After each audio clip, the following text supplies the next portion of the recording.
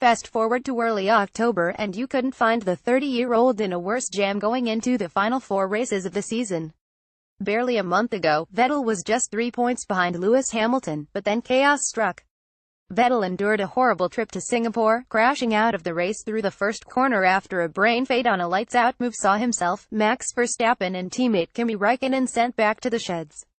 Malaysia was a little better for the 4-time champ after he rocketed back to 4th following a 20-place grid penalty, but by then Hamilton had gained a 34-point lead in the championship race going into the Japanese Grand Prix.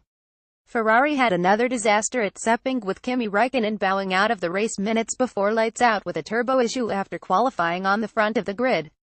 The Scuderia's late-season bungle has been described as an implosion. Their car has been wonderfully quick all year, but they have imploded, wrote Daily Mail F1 reporter Jonathan McAvoy. Ferrari have only themselves to blame, Sunday Times F1 reporter Rebecca Clancy added. They have one of the biggest budgets in the paddock, about £300 million, $500 million, but still they cannot win the title, while their rivals with similarly deep pockets have thrived. Suzuka was an unmitigated catastrophe for Vettel after he was sent back to the pits to retire with a faulty spark plug which caused power problems.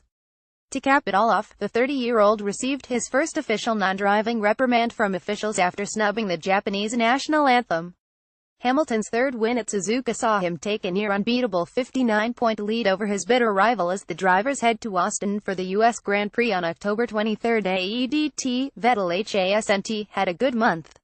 Source Getty Image. Red Bull respond to Ricciardo FEARAUSSIE. Fans clenched their teeth late last week as Red Bull boss Helmut Marko announced superstar Daniel Ricciardo was already on the market as the F1 team prepares for its future. Firebrand Max Verstappen, 20, sits as the UC-based team's top priority as they attempt to make a move against Mercedes' overbearing dominance. Verstappen has a longer contract, Marko said. We have to look for alternatives. We will not be unprepared. The 28-year-old Ricciardo is out of contract after the 2018 season and will likely join F1 legends Lewis Hamilton and Fernando Alonso on the open market.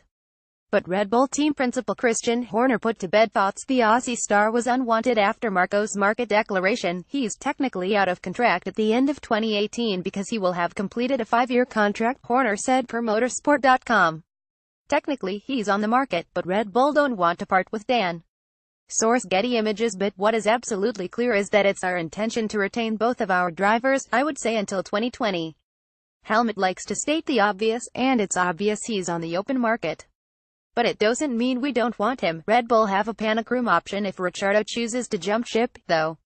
Horner said lone Renault driver Carlos Sainz could be recalled to the Bulls if needed, but it'd take a serious shakeup at the end of next year to force them into bringing the 23-year-old back. I wanted to keep Sainz under contract as an option should one of the existing drivers past next year not be with us, he said, but the absolute intention is we want Ricciardo and Verstappen in Red Bull racing cars going forward. They both enjoy being in the team. I think the difference with Daniel is, for the first time in his career at Red Bull he's got an end in sight to his contract. The latest sports news, in your inbox daily.